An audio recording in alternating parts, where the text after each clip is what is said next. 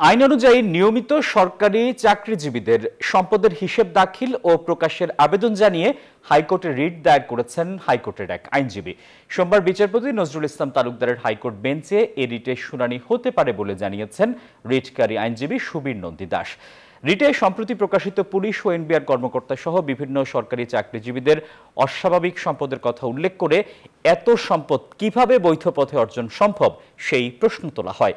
পাশাপাশি কর্মকর্তাদের দুর্নীতি রোধে সরকারি কর্মচারী বিধিমালা অনুযায়ী ৫ বছর পর পর সম্পদের হিসেব বিবরণী দাখিলে বাধ্য করতে সংশ্লিষ্টদের প্রতি নির্দেশনা চাওয়া হয়। রিটে মন্ত্রিপরিষদ সচিব, জনপ্রশাসন সচিব, স্বরাষ্ট্র সচিব ছাড়াও দুর্নীতি দমন কমিশনের চেয়ারম্যান, বাংলাদেশ ব্যাংকের গভর্নর সহ ১০ জনকে বিবাদী করা হয়েছে। ২০০৮ সালের কিছু সরকারি কর্মকর্তা সম্পদের হিসাব বিবরণী দাখিল করেছিলেন। তারপরে আজ পর্যন্ত সরকারি কর্মকর্তারা তাদের সম্পদের হিসাব বিবরণী দাখিল করছেন না। আমরা সেই আইনের বিধানটি যেন যথাযথভাবে প্রতিপালিত হয় সেই ব্যাপারে রিট চেয়েছি।